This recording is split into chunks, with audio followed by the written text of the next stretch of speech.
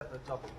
Turkey has issued a diplomatic protest to the United States and Greece for deploying U.S.-provided armored vehicles to the Aegean Islands of non-military status under existing agreements. Have you provided an official response to Turkey? Look, we would refer you to specific governments regarding any deployment of their own defense equipment. That is not something for us to speak to. Greece's sovereignty over these islands is not in question, but we call on all countries, including our allies, to respect territorial integrity and sovereignty, and to avoid actions that could inflame tensions. We just moments ago we talked about Ukraine and the provisions on the arms provided to Ukraine. Now I know that all defense articles of the United States are provided on certain provisions. Aren't there any provisions on those equipment provided to Greece in being used in violation of international agreements, as the Turkish government deems it?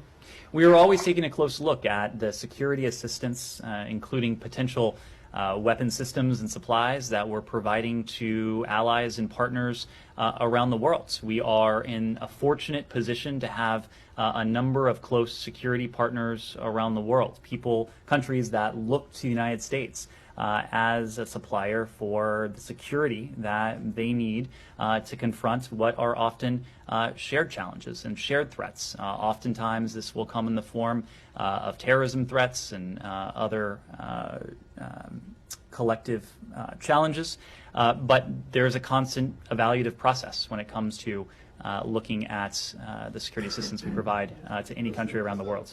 Turkey and the S-400s as well, when you talk about how it's up to each country to oversee or to determine the deployment of their own defense equipment. Of course it is, and well, then why are you telling the Turks constantly not to deploy this and not to buy it in the first place? And we have also made clear that there will be implications given certain choices. And I think then the logical next question is, and we're talking about U.S. supplied military here in Greece, right? Are there not any implications? Matt, I don't think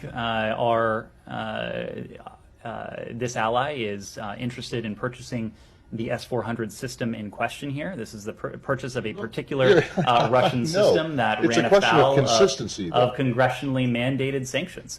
So these are different cases. Of course, countries around the world are open to make their own choices. There will be cases, extreme cases, where certain choices will have implications on the part of the United States in our bilateral relationship. Yeah, for example, F-16s. We talk about F-16s, and Congress is trying to bring some provisions that F-16s should not be used in kind of a violation of Greek airspace, something like this.